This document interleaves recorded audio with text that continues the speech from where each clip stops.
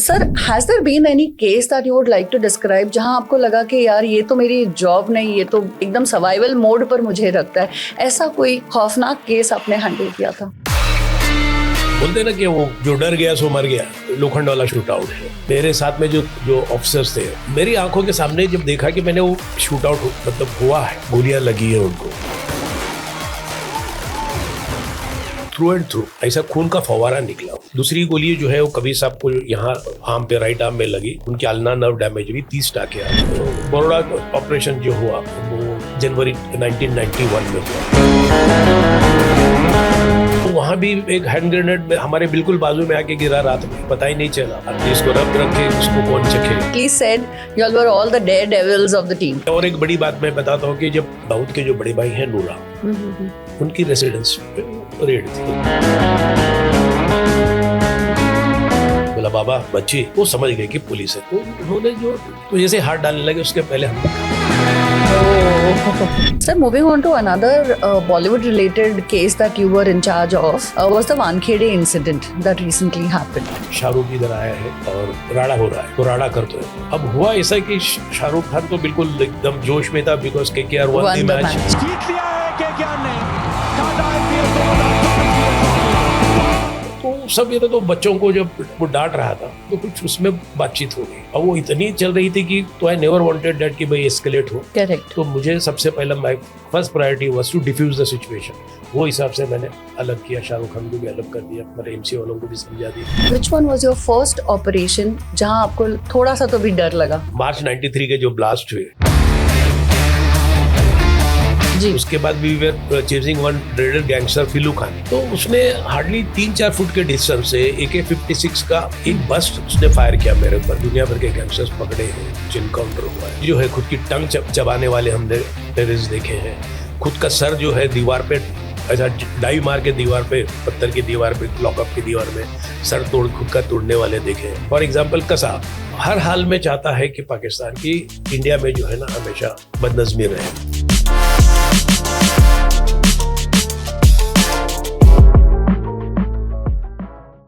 Welcome to Men Unplugged. Today we skip the small talk and go straight to the man who defined courage for the Mumbai police. Our guest is a legend, the officer whose career is etched in the history of fighting crime in the city, retired ACP Mr. Iqbal Sheikh. From the decisive action during the Baroda shootout to the meticulous investigations of the devastating 1993 Mumbai blasts and the legendary high-octane shootout at Lokhandwala, this man was on the front line of justice. He didn't just uphold the law, he delivered it with precision and grit. He is the standard of service and sacrifice. Today we hear the true, unvarnished story from the man himself, retired ACP Iqbal Sheikh. It's an absolute pleasure to have you on the show, sir. Thank you so much for agreeing to come on the show on Men Unplugged. Before we start, I would like to know, as we all know, there is an incident that has happened in your life which almost ended your career. So, but before getting there, let's start with how did policing start? आपने कैसे सोचा आपको police में जाना है? How did this entire journey, what shaped up or convinced you to take this decision? फिरदौस जी, एक थोड़ी लंबी सी कहानी है। जरूर जी।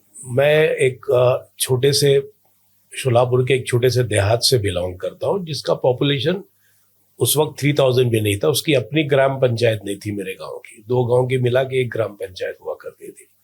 उस गांव से हूँ।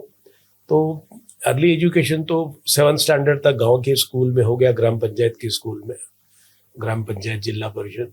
उसके बाद मेरे गांव से शोलापुर शहर जो है तकरीबन 16 किलोमीटर था, तो ट्रेन से आना जाना डेली। तो शोलापुर शहर में मैंने वहाँ से SSC किया, और SSC के बाद में वहीं से मैंने आर्ट्स में ग्रेजुएशन मैंने किया। अब वो ग्रेजुएशन होने के बाद में ऐसा है कि मेरे जो बड़े भाई थे जी, वो पुलिस ऑफिसर थे और वो बम्बई में तैनात थे। ओके।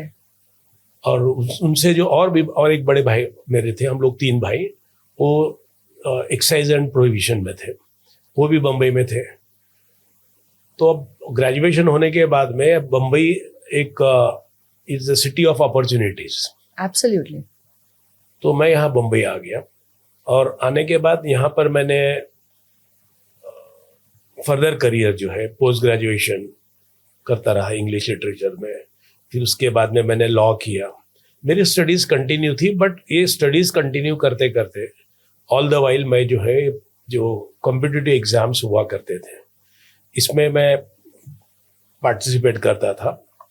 बहुत लिमिटेड सोर्सेज से, जैसे बताया मैंने, मेरा गांव जो है एक छोटा सा गांव, लेकिन वो जंक्शन था।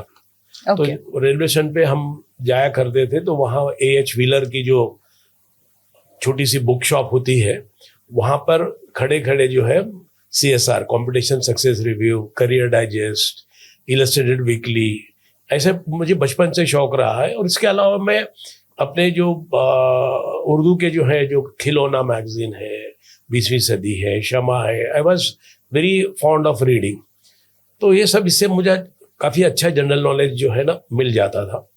फिर बम्बई में आने के बाद मैं कॉम्पिटिटिव एग्जाम में अपीयर होता था, लेकिन अनफॉर्चुनेटली कोई भी कॉम्पिटिटिव एग्जाम में मैथ्स हुआ करता था। okay. तो मैथ्स मेरा बहुत ही वीक था। तो मैं कैलकुलेशन बराबर करके लाऊं मैथ्स में, लेकिन वो जो फॉर्मेट होता है उसका वो मुझे नहीं आता था। तो शायद हो सकता है उसमें नहीं हो, लेकिन करते रहा। यूपीएससी में भी मैं अपीयर हुआ। यूपीएससी में अनफॉर्चुनेटली एक पेपर में मैं एब्सेंट रहा, क्योंकि तो जिस दिन वो पेपर था उसी दिन मेरी इंटर कॉलेजिएट की प्री क्वार्टर फाइनल्स की मैच भी थी। क्रिकेट मैच थी। तो मुझे एक ही था ऑप्शन कि भाई या तो मैच के लिए चला जाऊं या तो इसके लिए। तो मैंने मैच के लिए प्रेफर किया। और जब फिर वो यूपीएससी के धौलपुर हाउस दिल्ली से बाय पोस्ट मेरी मार्कशीट आई, तो सभी सब्जेक्ट्स में मैं 70 के आसपास उस टाइम पे कर गया था। सिर्फ एक सब्जेक्ट में A लिखा था, मतलब एब्सेंट।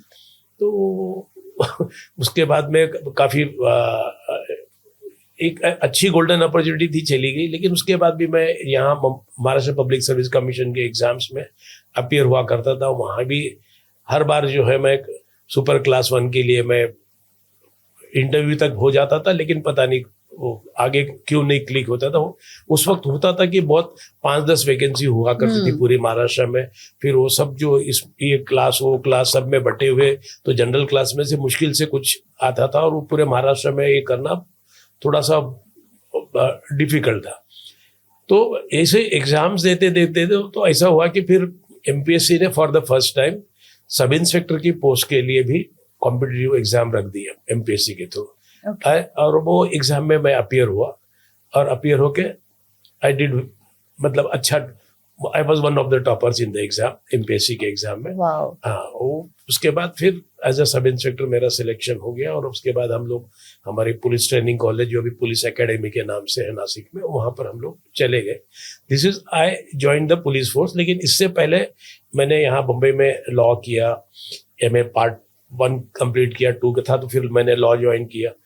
तो लॉ मैंने पहले से ही कर दिया था, जो आज मेरे काम आ रहा है। राइट जी, तब उस वक्त मैंने सनद नहीं ली थी, ग्रेजुएट LLB किया था, लेकिन अभी सनद लेके मैं अपने बाकी वक्त में जो है वो थोड़ा बहुत लॉ की तरफ भी जो है प्रैक्टिस वगैरह जो है, लीगल एडवाइजर, ये वो चलता रहता, तो वक्त गुजर जाता है पॉजिटिव काम करने में। जी, so sir that has been how police career as a police came to you.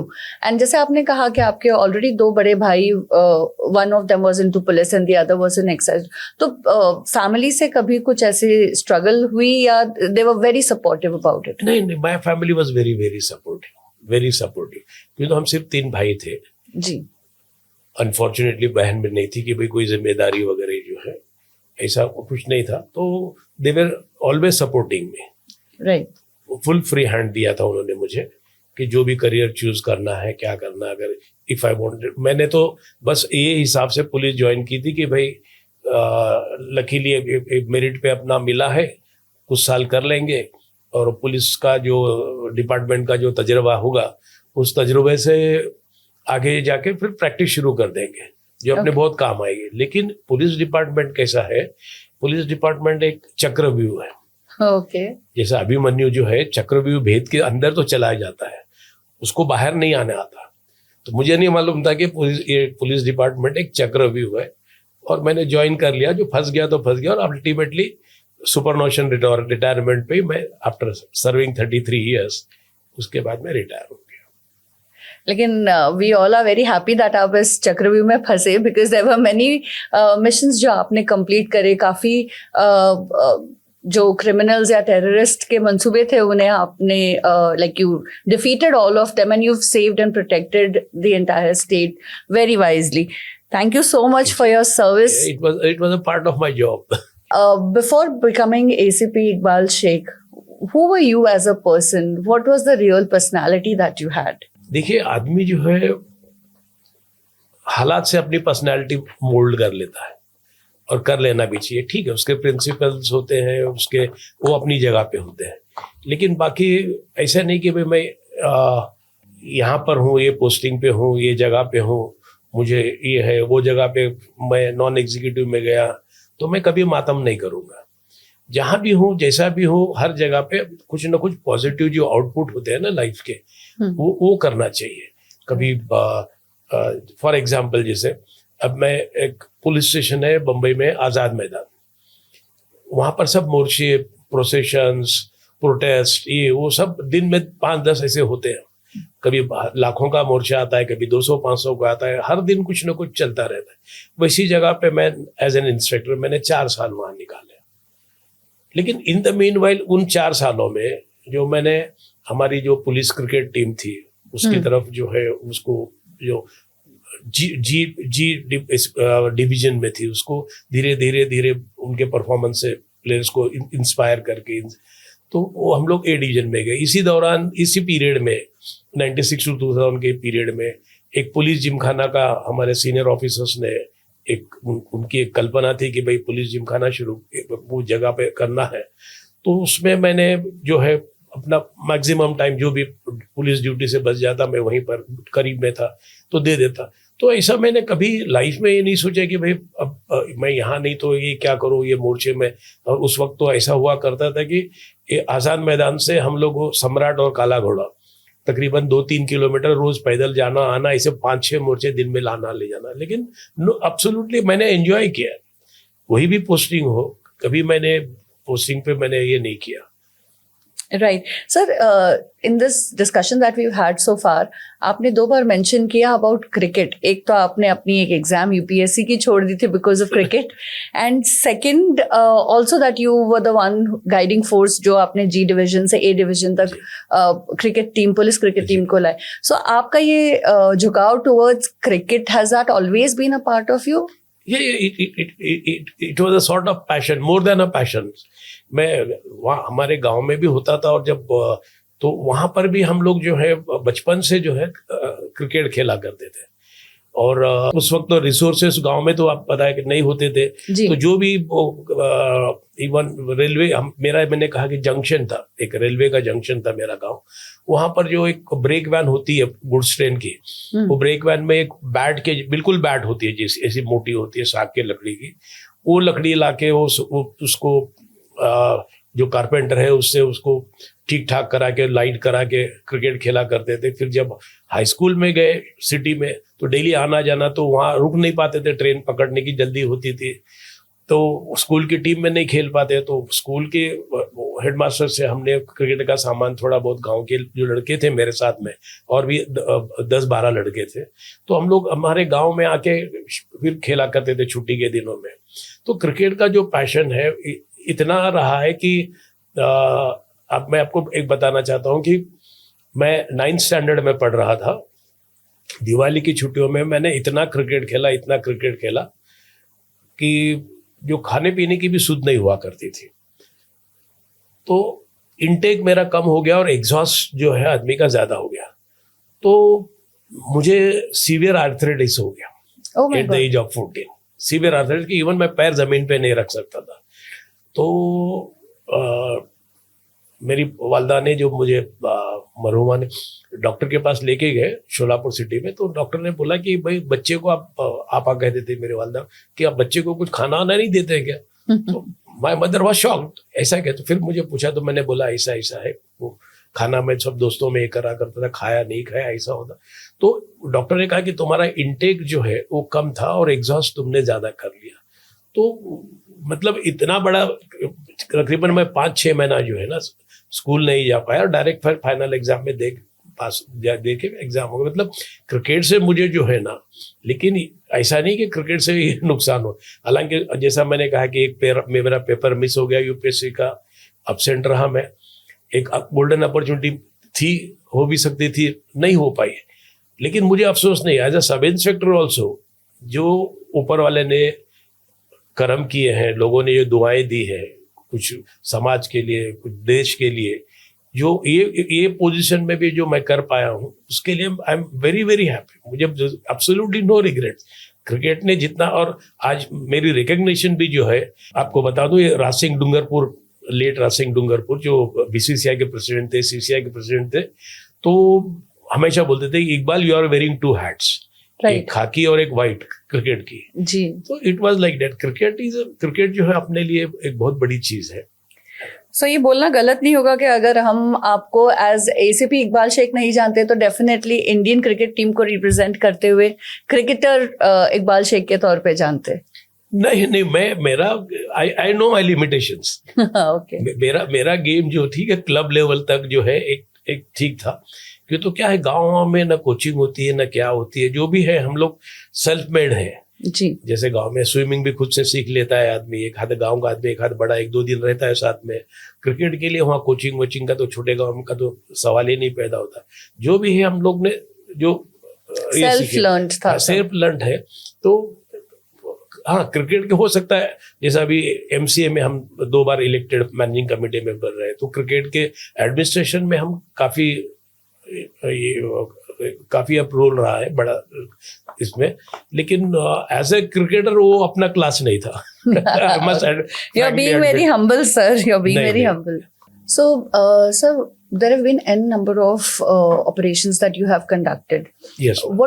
Which one was your first operation जहां आपको थोड़ा सा तो भी डर लगा?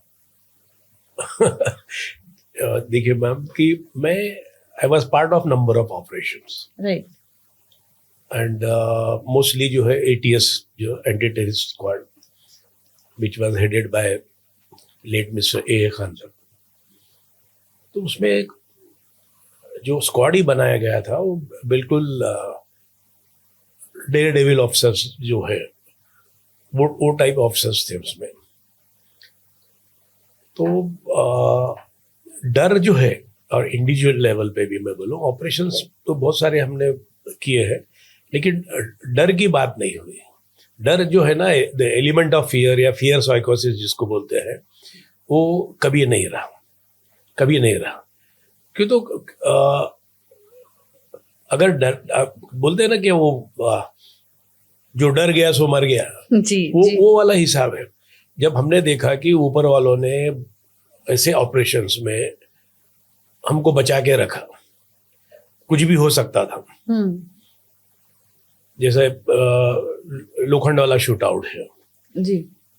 मेरे साथ में जो ऑफिसर्स थे, उसमें से 2 ऑफिसर्स जो हैं, एक उस वक्त के सब इंस्पेक्टर झुंझार राव घराल, उनको बिल्कुल मतलब जब जो रूम पे हम लोग ने रेड किए, I was at the window side, वो मेन डोर पे थे मिस्टर ए कवि, लेट मिस्टर ए कवि, मोहम्मद अब्दुल कवि, सुनील देशमुख माय बैचमेट, और झुंझार राव घराल।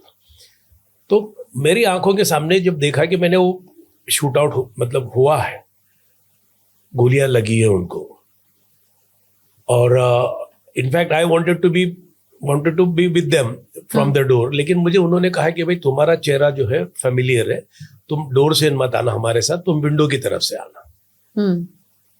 तो वहां जो जैसे ये हो गया, उसके बाद में हम लोग ये मिस्टर घराल को जो है, एक जो दिलीप बोआ और माया डोलस, उन्होंने जो फायर किया, तो एक गोली जो है ये राइट निपल के 2 inches above, through and through ऐसा खून का फवारा निकला उनका। दूसरी गोली जो है वो कवि साहब को यहाँ आर्म पे, राइट आर्म में लगी, उनके अल्ना नर्व डैमेज हुई, 30 टाके आ गए। झुंझार राव घराल जो है वो तकरीबन 20 दिन तक आईसीसीयू में थे। शुरू में वो नानावती में, फिर बाद में हिंदुजा में, और सुनील देशमुख की जो कार्बाइन होती है, वेपन होती है, उसको रिकोशिएट होके गोली चली गई। और I would have been a part of that, exactly. लेकिन कुछ हुआ नहीं। वही ऑपरेशन पे जब हम लोग जब उसको कंक्लूड कर रहे थे, लोखंड वाला ऑपरेशन को, मैं, ए खान साहब और भी ऑफिसर्स हमारे साथ में थे, एक बिल्डिंग के टेरेस से दूसरी बिल्डिंग की टेरेस पे हम लोग वो वुडन प्लैंक लगा के क्रॉस ओवर करके देख रहे थे कि और कोई बचा है क्या है इसमें से लास्ट इसके। तो सडनली एक फायर, बहुत जोर से फायर हुआ, मेरी बगल से गोली चली गई। तो मैंने झट से घूम के अपनी कार्बाइन से एक, तो वो ए खान साहब का जो बॉडीगार्ड था वो बोलता है कि साहब चुकुन गोली उड़ा ली, गलती से गोली उड़ गई। अरे मैं बोला चुकुन गोली उड़ा ली वो दे, लेकिन बेटा अभी तू आगे रहे, अभी हम लोग पीछे रहेंगे। राइट। तो बगल से गोली चली गई। वहां पर ऑपरेशन के शुरू में मैं विंडो पे रहा, तो ये चीज है। फिर इसके बाद में बड़ौदा ऑपरेशन जो हुआ वो जनवरी 1991 में हुआ, तो वहां भी एक हैंड ग्रेनेड हमारे बिल्कुल बाजू में आके गिरा रात में, पता ही नहीं चला। लकीली वो उसकी पिन जो है वो निकली नहीं थी, नहीं तो वही एक्सप्लोड होता। और वो 100 मील में थे हम लोग, बहुत बड़ा हादसा हो गया होता। मॉर्निंग में सुबह सुबह हमने देखा कि रात में क्या गिरा, देखा तो अनएक्सप्लोडेड हैंड ग्रेनेड था। तो जब ऊपर वाला हमको रखना चाहता है, जिसको रब रखे इसको कौन चखे। करेक्ट। तो ये जो डर बीर की जो बात है ना, कभी अपने दिमाग में नहीं है।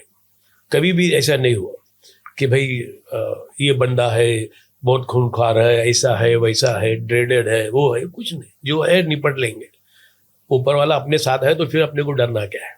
Correct. As you rightly said, you all were all the daredevils of the team. हाँ, अब ऊपर वाले ने हमारे पे हार्डली कुछ डिस्टेंस पे से गोलियां चली। और उससे और एक बड़ी बात मैं बताता हूँ कि जब ये मार्च 93 के जो ब्लास्ट हुए, उसके बाद we were chasing one dreaded gangster Filu Khan. Okay. तो उसने हार्डली 3-4 फुट के डिस्टेंस से AK-56 का एक बस्ट उसने फायर किया मेरे ऊपर। मैं था, मेरे साथ में इंस्पेक्टर जेदे साहब थे, हमारे ATS के, सुनील देशमुख थे, एक लेट मानिक माटी थे, और भी ऑफिसर्स थे वो गाड़ी में, मेरी वैन में। कार 10 फीट की, मुश्किल से 10 से 12 फीट की रोड, हमने उनकी कार ब्लॉक कर दी। हम इंस्ट्रक्शंस आए थे कि फायर नहीं करना।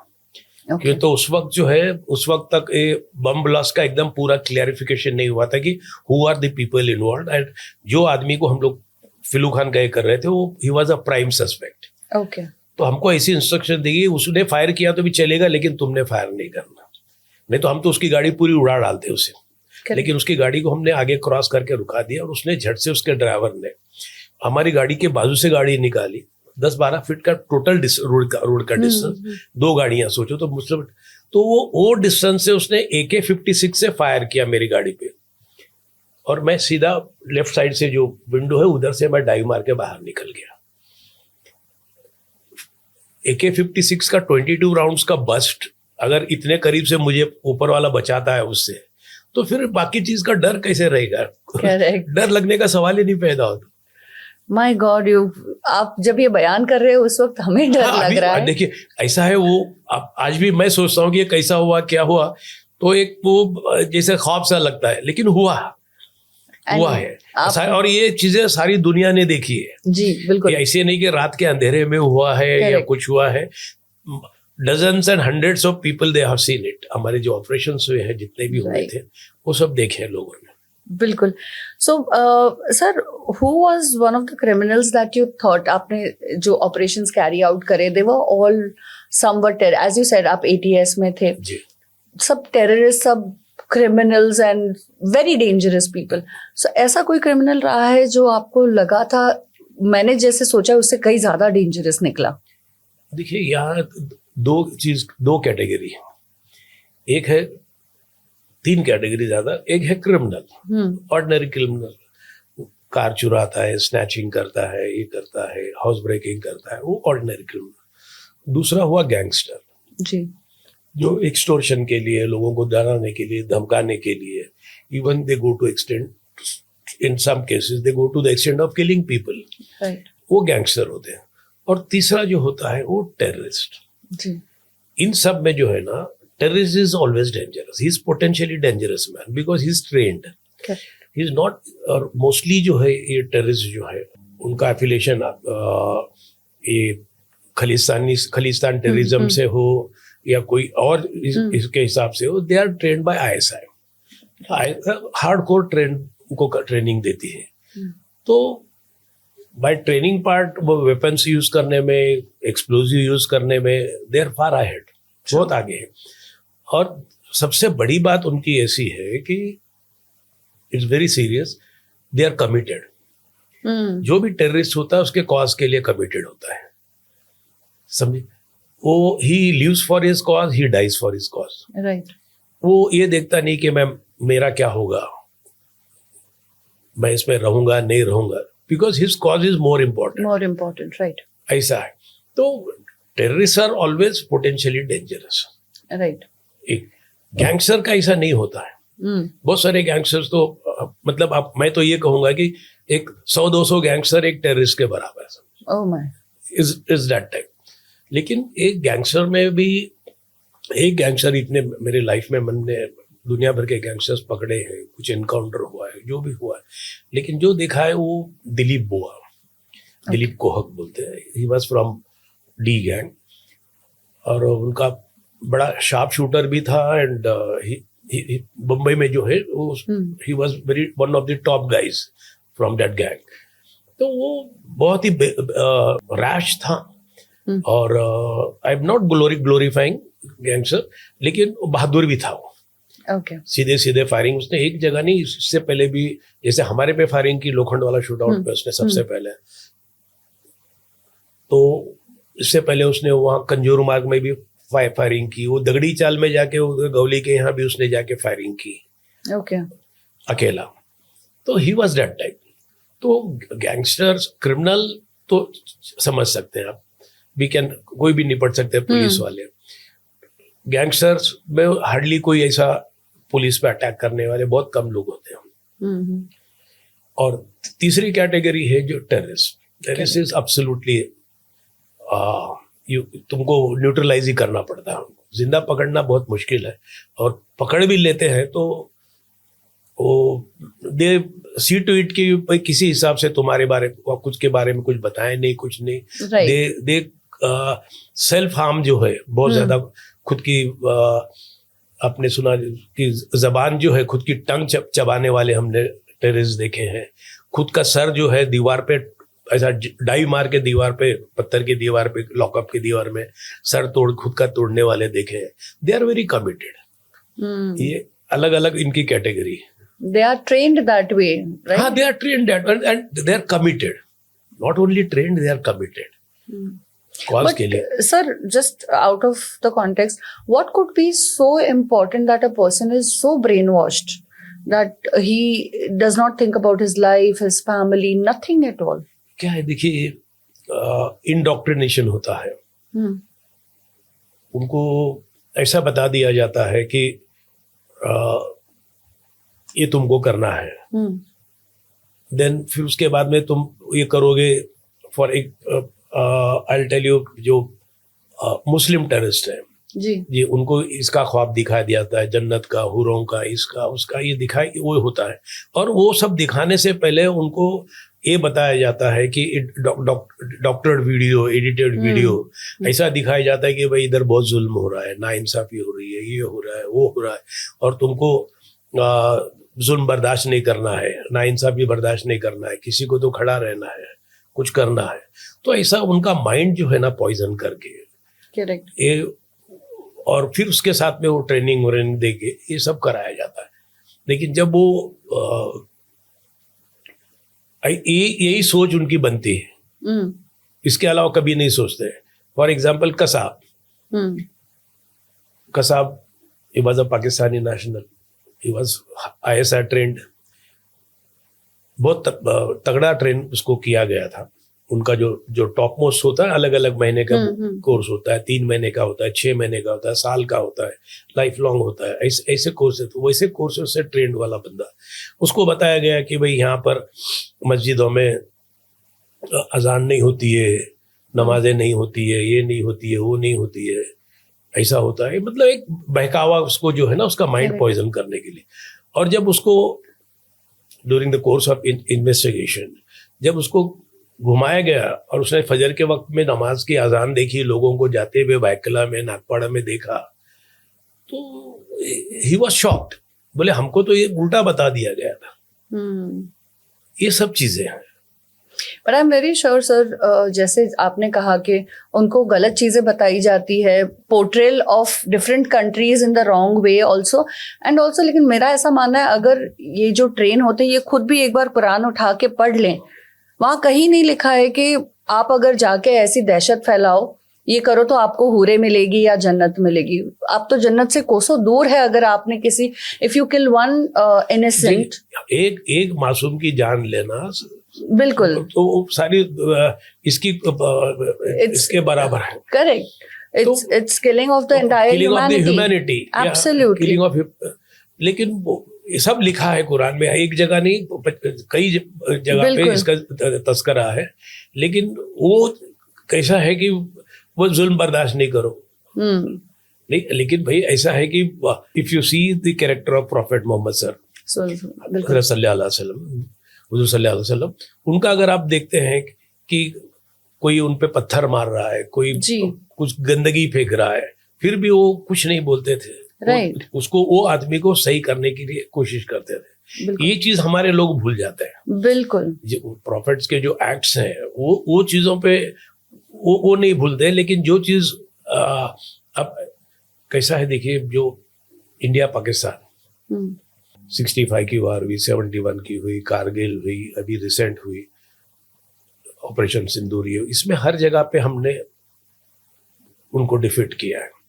तो हर हाल में चाहता है कि पाकिस्तान की इंडिया में जो है ना हमेशा बदनज़मी रहे, करेक्ट, आपस में नाइत्तेफाकी रहे। बिल्कुल। तो इसके लिए जो है हर मुमकिन वो कोशिश करता है कि हिंदुस्तान में टेररिस्ट जो है बॉर्डर्स के थ्रू इन्फ्लेट करना, स्लीपर सेल्स बनाना, ये करना, वो करना, लोगों को वर्ग लाना। और अभी आज की तारीख में तो सोशल मीडिया वगैरह उस पे ऑडियो जो है, डॉक्टर वीडियो, एडिटेड वीडियो, ये वो सब दिखा के जो है एक ये करना चाहता है, जिसको हमने जो है जो सही चीजें हैं, भले कोई भी रिलीजन की हो, क्या हो, जो हक की है वो हक की बात करना चाहिए, बिल्कुल गलत बात नहीं करना चाहिए। और गलत रास्ता कभी अपने, मैं तो यूथ को अपने बोलूंगा कि ये गलत रास्ता कभी इख्तियार नहीं करना चाहिए। बिल्कुल, बिकॉज टेररिज्म या टेररिस्ट इज अ माइंडसेट, ये कोई रिलीजन प्रमोट कभी नहीं करेगा, whether it is Sanatan religion, whether it is Islam, whether it is Christianity, none of the religions are ever going to promote terror. It is the mindset, the sick mindset that people of various religions have. And जैसे आपने कहा कि Pakistan always wants कि यहाँ पर हमेशा chaos बना रहे, mess up रहे, इसमें कई इंडियन मुस्लिम्स भी सफर करते हैं। एंड ऑफ कोर्स क्योंकि ऑफ कोर्स पॉलिटिकली मोटिवेटेड काफ़ी चीज़ें होती है, एंड ये सब सिर्फ फ्यूल और फॉडर देते हैं उन चीज़ों को आगे एग्रीवेट करके। Anyways sir, getting back to our policing, तो ये चीजें हमारे को दिमाग में रखना चाहिए जी कि भाई क्या सही है और क्या गलत है। बिल्कुल, बेशक, किसी के प्रोपेगेंडा में, किसी के बहकावे में नहीं आना चाहिए। बिल्कुल। So sir, has there been any case that you would like to describe जहां आपको लगा कि यार ये तो मेरी जॉब नहीं, ये तो एकदम सर्वाइवल मोड पर मुझे रखता है, ऐसा कोई खौफनाक केस आपने हैंडल किया था? नहीं फिरोजी, मैं समझा नहीं एग्जैक्टली क्या है। Has there been a case that made you think that this job is not just duty, this is survival? So ऐसा कोई केस जहां पे आपको इतना मतलब आपको लगा कि जॉब के लिए, सिर्फ पैसे कमाने के लिए अपनी जिंदगी इस तरीके से दाव पे लगानी पड़ेगी, मुझे पता नहीं था। नहीं, पैसे कमाने वाली बात तो नहीं, वो तो गवर्नमेंट के सैलरी तो जो है बाकायदगी से मिलती रहती है। इंसेंटिव्स भी होते हैं, अच्छा काम करो, गुड वर्क करो, भले उसका अमाउंट मिनिमल होता है, ये होता है, बट दैट मैटर्स कि भाई तुमको रिवार्ड मिला है, कुछ ये मिला है, वो मैटर करता है। और कोई भी चीज हो, it's part of your duty. Absolutely. भाई एक अंधे आदमी को अगर आपको हाथ पकड़ के उसको रास्ता क्रॉस कराना तो भी तुम्हारी ड्यूटी है, और Right. अगर कोई गैंगस्टर विंगस्टर शूट आउट पिट आउट किसी को करने को आता है तो उसके साथ में डील करना जैसा है वो भी तुम्हारी ड्यूटी है। राइट। तो तुम्हारे को जो भी काम दिया जाता है, वेदर इट इज अ बंदोबस्त ड्यूटी, कोई वीआईपी आता है, कोई मोर्चा है, कोई और चीजें, प्रोसेशन है, इवन जो कम्युनिटी पुलिसिंग वो भी तुम्हारा it's a part of your job. Absolutely. क्यों तो आपको बेसिकली जो है ना सोसाइटी में कुछ गड़बड़ नहीं हो, सोसाइटी जो है सही ढंग से चले, समाज सही ढंग से चले, ये अपना बेसिक इंटेंशन पुलिसिंग का, ये मेरे हिसाब से ये इंटेंशन होना चाहिए। True, very true, sir. Sir, in 33 years of your career in police and ATS in Mumbai, you faced a lot of underworld people, a lot of gangsters and criminals from the underworld. आपको वो कौन सा gangster था जिसे आपने confront किया और आपको काफी हद तक डेंजरस लगा वो? देखिए, जैसे मैंने आपको बता दिया है कि Dilip Buwa was a dare devil type, लेकिन ऐसा धमकी वाली बात जो है ना, वो इनिशियल करियर में जो है किसी ने कोशिश की थी धमकी देने की, तो I don't succumb to the threats and all that, क्यों तो मैंने जैसा बताया कि जो ऊपर वाला है अपने साथ में तो अपने को डरने की जरूरत नहीं है। देखिए क्या हुआ था 1986 में, DRI, CBI और बहुत सारे सेंट्रल एजेंसीज, नार्कोटिक्स, ये उन्होंने मुंबई पुलिस की मदद से साइमल्टेनियसली ये जो अंडरवर्ल्ड के लोग हैं उनके अड्डों पे रेड की, घरों पे, अड्डों पे। तो सबकी पोस्टिंग जो होगी, काफी ऑफिसर्स को बुलाया गया, भाई तुम ये ग्रुप के साथ में जाना, तुम वो ग्रुप। तो नागपाड़ा में जो था, जो 5 मकबा स्ट्रीट कुछ नाम एड्रेस है, तो वहां कोई जाने के लिए कोई हिचकिचा रहा था, तो मैं बोला मैं जाऊंगा। मैं चला गया, मेरे साथ में नार्कोटिक्स, कस्टम्स, DRI, BRI के सब ऑफिसर्स एक जीप में, हम लोग अर्ली मॉर्निंग 4, साढ़े 4, 5 बजे की बात चले गए। जाने के बाद में वहां पर दाऊद के जो बड़े भाई हैं नूरा, उनकी रेसिडेंस पे वो रेड थी। तो वहां पर जो ऑफिसर्स थे सेंट्रल एजेंसी के, उन्होंने जब चेक किया तो 99,000 रुपीज कैश मिला। वो पंचनामा करके वो ले रहे थे। हमारा काम था उनको प्रोटेक्शन देना, पुलिस का। ओके। रेड थी from the central agencies. Okay. तो उस वक्त तो 86 की बात है, लैंडलाइन थी, लैंडलाइन पे फोन आया,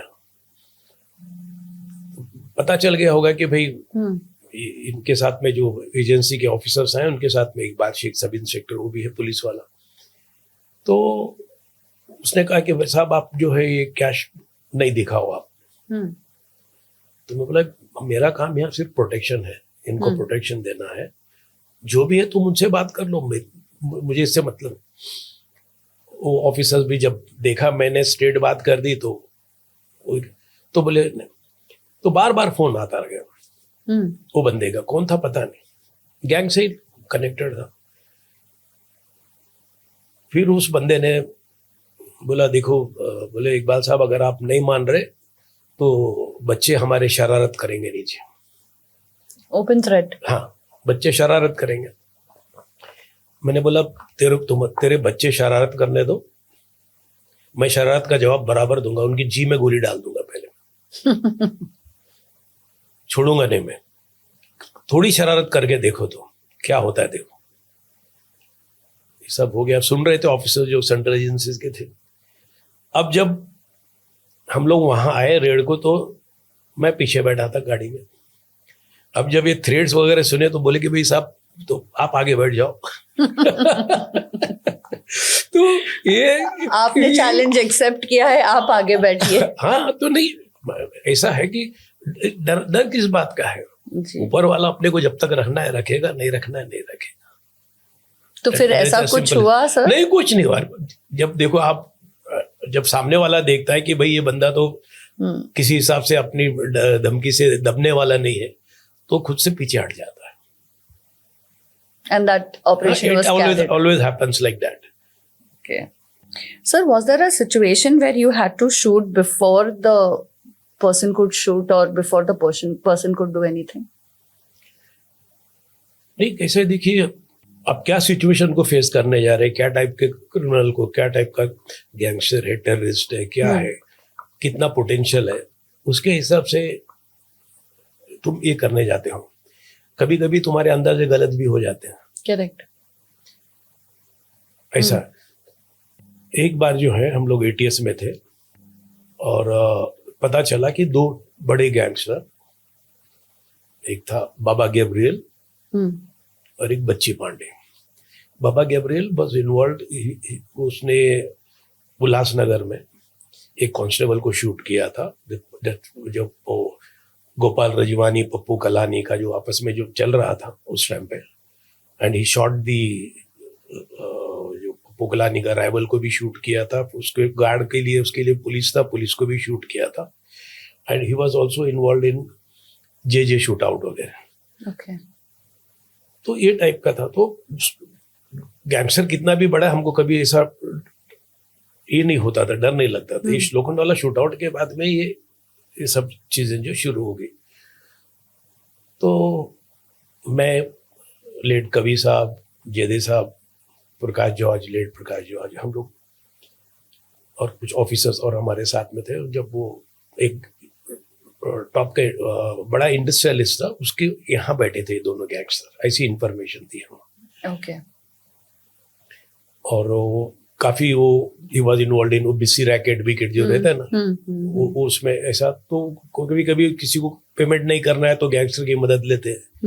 तो सामने वाला हिम्मत नहीं करता है, भाई ये तो भाई लोग के साथ में बैठा है, भाई लोग इसको प्रोटेक्ट कर रहे हैं.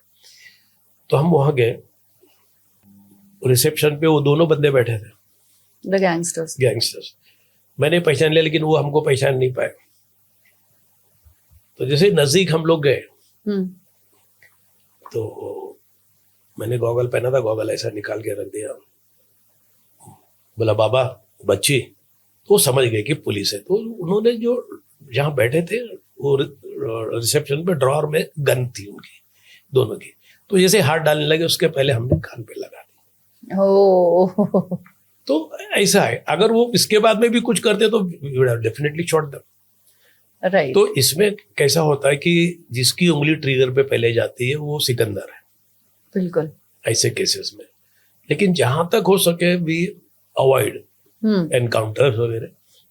अगर बंदा सीधा सीधा अपने सरेंडर होता है या तो अपन उसको काबू में कर सकते हैं तो हम लोग कर लेते हैं. लेकिन जहां उसने फायरिंग की नीयत से एक वेपन पे हाथ उठा दिया, ये कर दिया, तो Then हम of तो course. फिर हाथ बांध के, वो जो गवर्नमेंट ने वेपन दिया है वो तो शो के लिए नहीं है. Correct. इसका राइट ऑफ सेल्फ डिफेंस भी है, right of defence of others lives, others property. ये तो हमको कानून से जो है अपने इंडियन पेनल कोड में एक्सेप्शंस में है, ये तो अपने को दिया गया है. तो उसका यूज तो अपने को करना ही है. बिल्कुल. जिसका हाथ, जिसकी उंगली पहले ट्रिगर पे गई, ऐसी सिचुएशन में वो फतेह हो जाता है. बिल्कुल. You're absolutely right, sir. So, sir, गाड़ी को थोड़ी सी हम 1993 की तरफ मोड़ते हैं. जी. And I would like to know what was your exact role in the 1993 bomb blast investigations? देखिए, मार्च 1993 का जो ब्लास्ट हुआ, सीरियल ब्लास्ट, उससे 1-2 महीने पहले जो हमारी एटीएस थी उसको डिसबैन किया गया. Okay. ये राइट्स के बाद तो डिसबैन कर दिया गया. इसके बाद हम जो है, हमारे जो पोजीशन में पोस्टिंग थी हमारी, वो पोजीशन पे हम लोग चले गए. और जैसे ये सीरियल ब्लास्ट हुआ मार्च 2012, 12 मार्च 1993 को जो ब्लास्ट हुआ, तो उस वक्त के जो सीनियर ऑफिसर्स थे, police commissioner, joint commissioner M N Singh साहब, ये इन्होंने एटीएस के जो ऑफिसर्स थे, हुआ करते थे एटीएस में, उनको सबको बुलाया. और फिर इसमें हमको एक बहुत ही सीरियस नेचर का था. बिल्कुल जी. ऐसे ब्लास्ट कभी हिंदुस्तान में कभी ऐसे हुए नहीं, इतने सीरियस ब्लास्ट. राइट. और जहाँ इतना लेवल पे एक्सप्लोजिव वगैरह यूज हुआ है, तो हम लोग उस पर काम कर रहे थे सब इकट्ठा। तो ये काम करते करते जो इसके सिलसिले में एक तो मैंने जैसे बताया कि वो फिलू खान जो है, he was a prime suspect. जी, हम उसको ट्रैप लगा के पकड़ने को गए, तो उसने फायरिंग करके, क्योंकि उसको जिंदा पकड़ना था उस वक्त, वो चला गया। और फिर उसके बाद कुछ दिन बाद, मतलब तकरीबन एक 25 मार्च 1993 को हमको कुछ इन्फॉर्मेशन आई कि मेरा रोल जो है, जो इंडिया की उस वक्त की जो हाईएस्ट सीजर ऑफ आरडीएक्स, जी, तकरीबन 1500 किलो आरडीएक्स हमने पकड़ा था, जो ये बॉम्ब ब्लास्ट का कंसाइनमेंट का पार्ट था। ओह, जो भी आईएसआई ने जो भेजा था एक्सप्लोजिव आरडीएक्स और वेपन्स, ये सब कुछ जो भेजे थे, इसमें AK-56, 47 pistols, revolvers, grenades, RDX, ये सब ये भेजा गया था। उसका कंसाइनमेंट का पार्ट था ये आरडीएक्स। तो ऐसी इंफॉर्मेशन आई कि भाई 1500 किलो आरडीएक्स मुमरा में फला जगह पे ये एरिया में है। तो ये चीज़ जो है हमने हम लोग उस वक्त, मैं उस वक्त का जोन 7 अभी 9 है, डीसीपी उस वक्त पटनायक साहब थे, उनको हमने बता दिया कि भाई ऐसा ऐसा है। फिर पटनायक साहब ने जो है, उस वक्त जॉइंट कमिश्नर क्राइम के MN सिंह साहब थे, उनको बता दिया। और बताने के बाद में एक टीम बना के विद BDDS वाले जो bomb disposal detection and disposal squad होता है बड़ा, उनके ऑफिसर्स और सब मिलके हम लोग वहाँ पर वो पर्टिकुलर गोडाउन पे, एक ड्राई फिश का बहुत बड़ा गोडाउन था, उस पर रेड किए। और रेड करने के बाद में काफ़ी देर के बाद में, कि तो वहाँ पर जो है वो ड्राई फिश के जो गनी बैग्स ही वो इतने थे कि 2-4 घंटा तो ऐसे ही चला गया ढूंढने में। लेकिन उस वक्त जो हमने पुलिस का जो डॉग साथ में रखा था, जो स्निफर डॉग है, जंजीर, बड़ा फेमस डॉग है जी, हाँ, जी। मतलब पुलिस डॉग्स में इतना famous all over the world कोई और डॉग नहीं हुआ होगा जितना जंजीर। क्योंकि तो जंजीर ने जो है ना हमको ये डिटेक्ट करने में बहुत मदद की।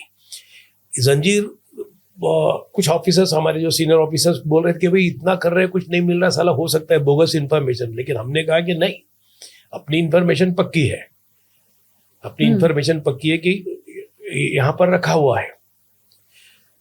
और फिर घंटों फिर सब पूरी चीजें निकालने के बाद, बहुत बड़ा गोडाउन था मोबिन नगर मुमरा में, क्वासा मुमरा में।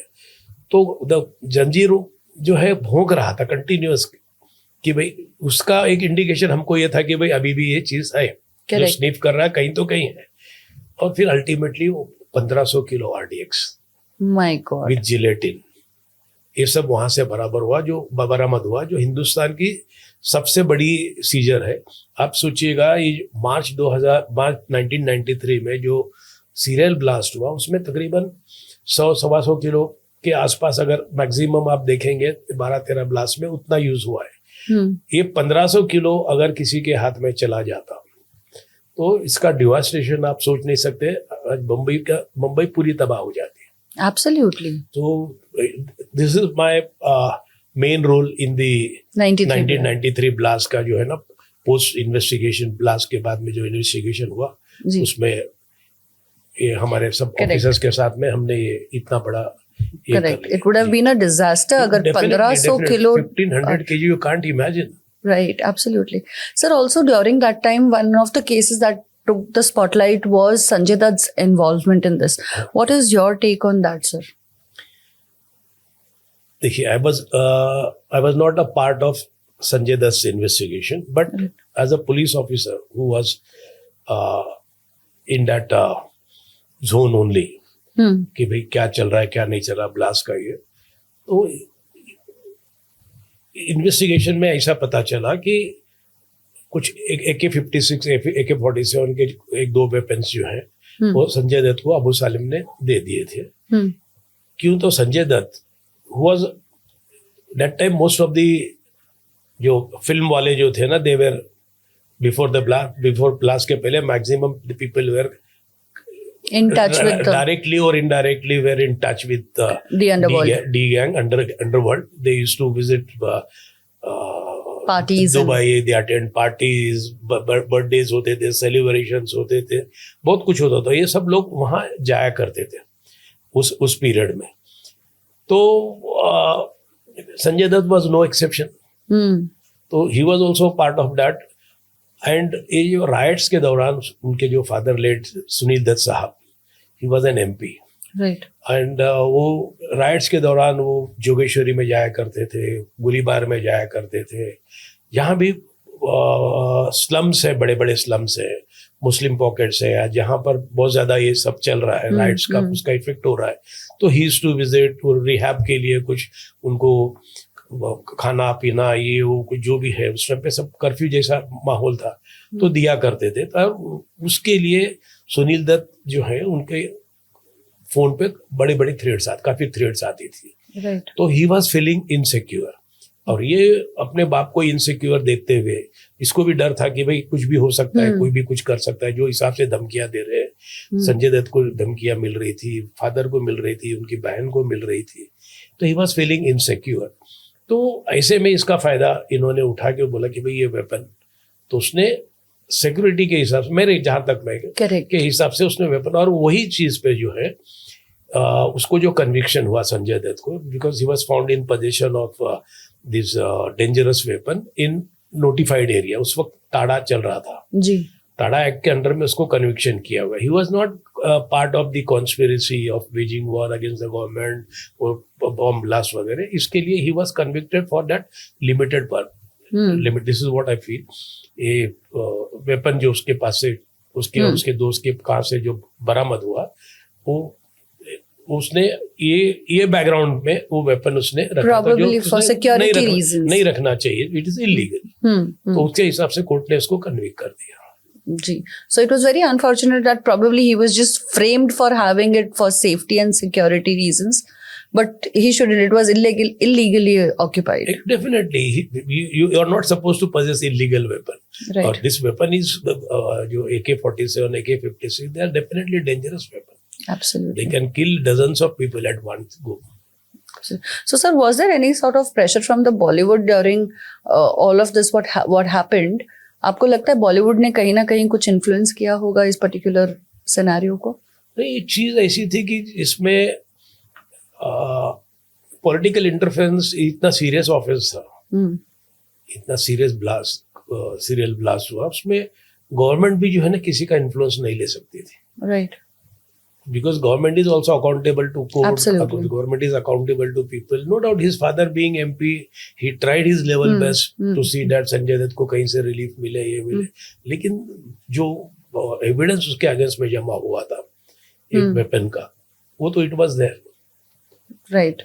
And by the law, how things should have proceeded, it proceeded that way. हाँ, this is how it happened, and he was convicted by the court.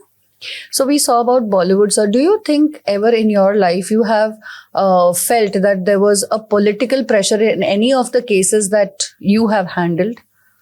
Political interference कितना रहा है पुलिसिंग में? देखिए, उस वक्त में I retired in 2012. 2012 के पहले पॉलिटिकल इंटरफेरेंस बहुत ही मिनिमल, नहीं के बराबर होता. और बम्बई सिटी में तो पॉलिटिकल इन्फ्लुएंस बहुत कम रहता है. मुफस्सिल में, विलेजेस में, डिस्ट्रिक्ट्स में पॉलिटिकल इन्फ्लुएंस बहुत ज्यादा होता है. लेकिन मुंबई में वो हिसाब से क्यों, तो क्या है वहाँ मुफस्सिल में इसमें जो है एक ऑफिसर होता है, वही इंचार्ज होता है. यहाँ तो हजारों की तादाद में ऑफिसर्स हैं, सब इंस्पेक्टर्स, उनके ऊपर API, IPS के ऊपर PI, senior PI, ACP, DCP, joint additional commissioner, joint commissioner. तो प्रेशर जो है ना वहां से वहाँ परकोलेट होने तक कम ये हो जाता है. राइट. लेकिन डिस्ट्रिक्ट में डायरेक्ट लेवल पे वो लोग बात करते हैं. एक डिस्ट्रिक्ट के 5-7 पोजीशन होते हैं, हर एक पोजीशन में एक इंस्पेक्टर या API या रैंक का ऑफिसर होता है, तो वहाँ इन्फ्लुएंस होता है. मुंबई में बहुत ही मिनिमल है, राइट, नहीं के बराबर है, लेकिन फिर भी लोग कोशिश करते हैं. करेक्ट. कभी कभी जो है ना, अभी मैं एक इंसिडेंट बोलता हूँ कि I was in charge of Malabar hill police station. तो हर पुलिस स्टेशन को जो है वो वारंट, समन्स, ये सब आते हैं.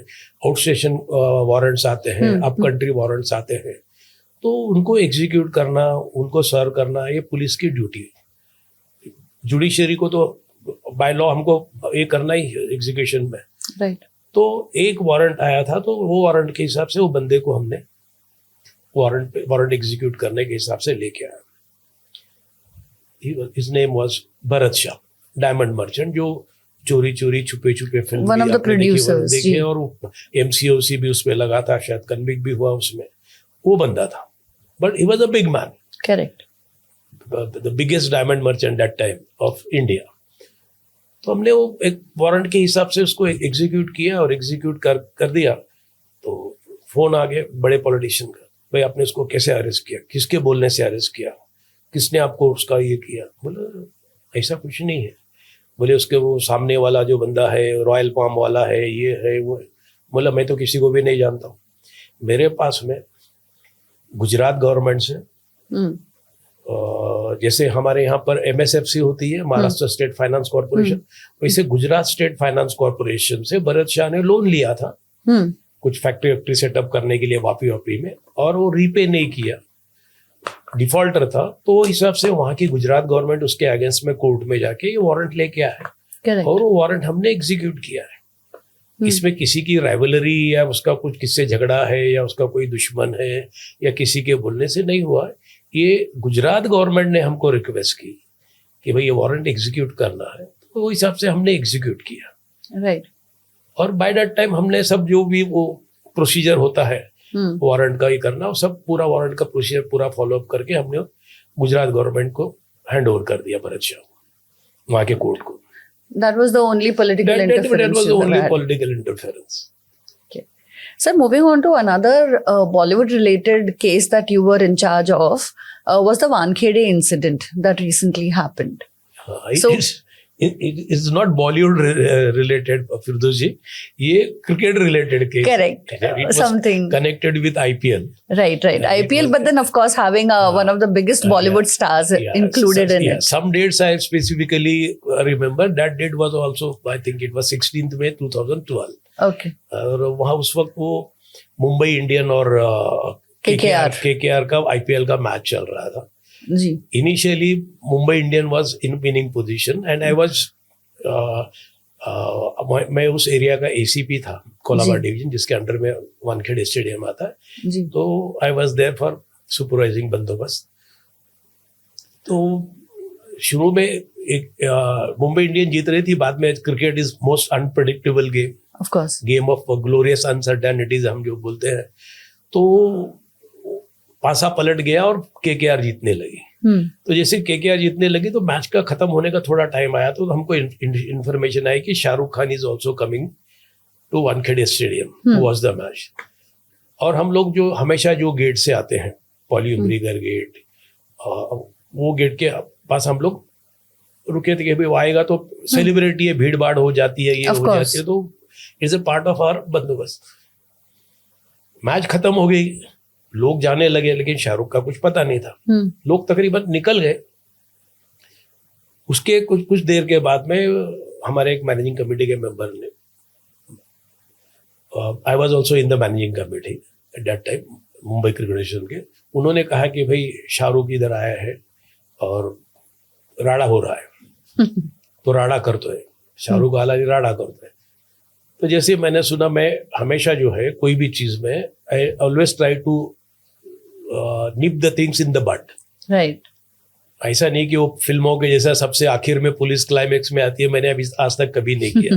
That is why I was successful at ACP Colaba division, जो जहाँ कोलाबा डिवीजन मतलब जहाँ पर मंत्रालय, विधान भवन, ताज, CCI, वानखेड़े सब आता है। मतलब ये बम्बई की, महाराष्ट्र की नाक, इंडिया की नाक है, वहां आता। कभी कुछ ऐसा नहीं हुआ, क्योंकि तो मैं हमेशा सबसे पहले मैं पहुंच जाता जब कुछ खबर मिलती कि कुछ होने वाला है, क्या है। तो हिसाब से जैसे ही पता चला, मैं मेरे ऑपरेटर के साथ में मैं वहां अंदर चला गया, ड्रेसिंग रूम के नीचे सामने बाजू में। तो वहां बस हीटेड आर्ग्यूमेंट चल रही थी, शाहरुख खान उनके वो और इधर हमारे कुछ MCA से रिलेटेड कुछ लोग थे, उनके बीच में हुआ ये था कि शाहरुख खान और उनके जो फ्रेंड सर्कल है उनके साथ में कुछ बच्चे आए थे, और वो मैच तो खत्म हो गई थी, तकरीबन लाइट्स भी जो फ्लड लाइट्स होती है वो भी तकरीबन बंद हो गई थी, एक जगह कुछ चल रही थी। तो बच्चे जो बॉल से कुछ खेल रबर बॉल से खेल रहे थे, तो मैच जब खत्म हो गई तो सिक्योरिटी वाले ने, जो वानखेड़े का सिक्योरिटी वाला है बंदा, वो विसल दे के बच्चों को बाहर निकालने को बोल रहा था। अब हुआ ऐसा कि शाहरुख खान तो बिल्कुल एकदम जोश में था, because KKR one the match, और इसके पहले वो हार गए थे और उन्होंने उसका ये कर दिया, जीत के केकेआर जीत गई मुंबई इंडियन के। ही वाज इन, मतलब सातवें आसमान पे जैसे देखता। तो सब ये था, तो बच्चों को जब वो डांट रहा था, सिक्योरिटी गार्ड बाहर निकलने के लिए बोल रहा था, तो कुछ उसमें बातचीत हो गई और वहां से वो सिक्योरिटी गार्ड को शाहरुख खान ने कुछ बोला कि भाई बच्चों को तुम ये कैसा कर रहे हो, ऐसा। तो जो एमसी के जो कुछ वहाँ ये थे बंदे थे, वो दे फेल्ट ऑफेंडेड, और उसके बाद में वो हीटेड आर्ग्यूमेंट चल रही थी। अब वो इतनी चल रही थी कि, और आगे बढ़ने के बाद में शाहरुख खान जो है उनके साथ में 10-12 लोग थे, उनके बॉडीगार्ड, उनके फ्रेंड्स, उनके ये उधर एमसी के हमारे कुछ बंदे। तो आई नेवर वांटेड दैट कि भाई एस्केलेट हो। करेक्ट। तो मुझे सबसे पहला my first priority was to diffuse the situation. वो हिसाब से मैंने अलग किया, शाहरुख खान को भी अलग कर दिया, हमारे एमसी वालों को भी समझा दिया। This is how it happened. So it was sorted then, and then he was banned from Wankhede for a couple of. हाँ, because बराबर है, जो हिसाब से जो हीटेड आर्ग्यूमेंट्स में उन्होंने जो कुछ भी चिल्ला चिल्ली की, The words, the sentences that he used. हाँ, जो गुस्से में आदमी बोलता है कि किसी ने कुछ बोला, उनको ऐसा लगे कुछ गलत बात किया, तो बोले तो फिर से बोल देना, तो मैं तेरे को ऐसा कर दूंगा अगर बोल देगा तो। Right. तो it was something like that. Just in the moment of heat. Yeah. Sir, this brings me to another question, which of course had a lot of, what do I say, controversy or speculations, is your instinct with Republic TV. What was that, sir? नहीं, क्या हुआ था, देखिए, कुछ TRP की case चल रही थी, ये चैनल्स की जी। तो टीआरपी में वो जो संस्था है जी, जो टीआरपी का ये करती है, जो मीटर इंस्टॉल करते हैं हाउस होल्ड्स में, बहुत सारे घरों में, जो तुम्हारी एक बार्क नाम की जो एक इंस्टीट्यूशन है, वो बहुत सारे घरों में वो मीटर इंस्टॉल करके देखते हैं कि भाई आप कौन सा चैनल कितनी देर देख रहे हैं, क्या देख रहे हो, मीटर में सब रिकॉर्डिंग हो जाता है जी। तो उसमें पता चला कि भाई उसमें मैनिपुलेशन हुआ है। ओके। मैनिपुलेशन हुआ है और लोगों को जो है बाकायदा पेमेंट करके वो चैनल देखने के लिए या उसको ऑन करने के लिए, ऑन करके रखने के लिए पेमेंट किया गया है, और this is how TRP increase हो गई, मैनिपुलेशन हो गया जी। तो वो सामने वाली वो संस्था के जब ये आ गया तो उन्होंने इन्वेस्टिगेशन किया, तो पता चला कि भाई डिजिटल पेमेंट जो भी करना है लोगों को करके वो टीआरपी बढ़ाने का ये हो गया, और उसमें नाम आया रिपब्लिक चैनल का। तो वो हिसाब से कांदीवली पुलिस स्टेशन में कुछ एफआईआर हो गई। अब इसका रास्ता ये है कि भाई अगर पुलिस ने गलत किया है, क्या किया, तो आप क्वाशिंग कर दो, आप उसके अगेंस्ट में कुछ ये कर दो। लेकिन यहाँ क्या हो रहा था कि पूरी मुंबई पुलिस को जो है ना, एक ट्रियाड बोलते हैं, जो एक सस्टेन्ड और smeared campaign against Mumbai police Republic TV ने चलाया था। तो द होल पूरे एंटायर मुंबई पुलिस को जो है ना ब्लेम हो रहा था, एंड वो ऐसे कुछ वो रिमार्क्स पास हो रहे थे कि we definitely felt offended because once upon a time we were also part of that, right. तो वो हिसाब से जो डिफेम कर रहे थे मुंबई पुलिस को, भाई आपको कानून से जाना है, कानून से जाके आपको उसको अगर चीज गलत है क्वाश कर लो, या अगर एफआईआर ये है तो उसको तुम उसको एनसी में कन्वर्ट कर दो कि भाई ऐसा कुछ हुआ ही नहीं, it's a part of investigation. लेकिन वो सब करने की बजाय तुम डायरेक्ट अटैक करने लगे पूरे मुंबई पुलिस पे, तो I felt offended. At that time I had filed defamation. और क्या हो गया उसके बाद में, फिर जो रिपब्लिक टी के मिस्टर अर्नब गोस्वामी जो है वो भी मुंबई छोड़ के भी दिल्ली में शायद उधर से ये कर रहे हैं, तो और ये सब सिचुएशन चेंज हो गई, ये हो गई, तो बस चल रहा है। So that case is still on, sir, the defamation case that you had filed on Republic TV? लेकिन मैंने वो हमारी एडवोकेट अबा सिंह मैडम थी, वो देख रही थी, लेकिन मैं भी अभी काफी दिनों से उसके वो टच में नहीं हूँ, और वो अभी खत्म हो गया, मैटर खत्म हो गया जैसा। Did he apologize?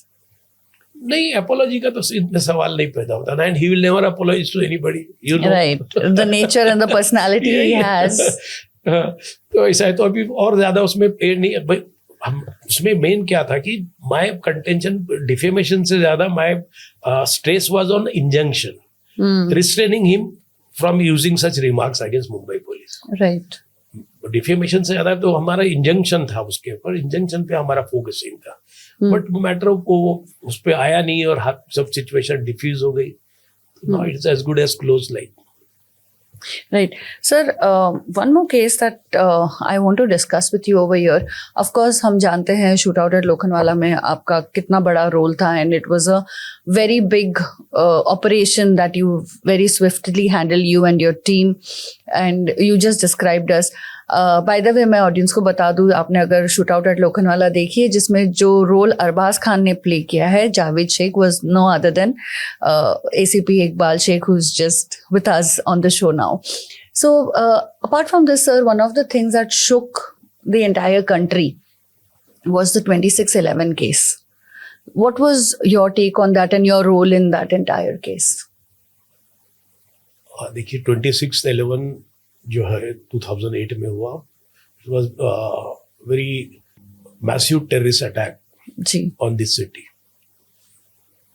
10 Pak train terrorist Pakistani citizens, they attacked Mumbai जी, with AKs, grenades, and they killed hundreds of innocent people at Leopold. They started with Leopold, the Taj, Oberoi, Trident, then VT Station, innocent passengers, then Kama Hospital.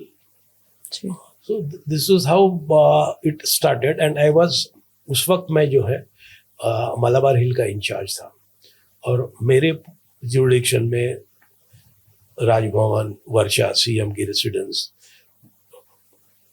ढेर सारे ministers के residence, all industrialist मेरे यहाँ पे, रुयाज, गोदरेज, गरवारेज, डालमियाज, ये सब वहाँ पर रहते थे। तो वो VIP एरिया था। तो सिंस एट मैं ATS में 2 स्टिंट में मैंने ATS में काम किया, एक 90 से 93 तक, और उसके बाद में 2006 train blast, serial blast train के केस में भी मैं ATS में मैं ज्वाइन हुआ था। तो I wanted to use my experience and I wanted to go front में। हम क्या मतलब डायरेक्टली डील कर सकने की पोजीशन में एक्सपीरियंस के हिसाब से था, लेकिन आई वाज गिवन इंस्ट्रक्शंस कि भाई you are in charge of such a sensitive police station, you take care of your pollution, तुम्हारे पोल्यूशन तक कोई चीज वो लोग आना नहीं चाहिए। और मैं सब ये कर रहा था। तो उसी रात में जब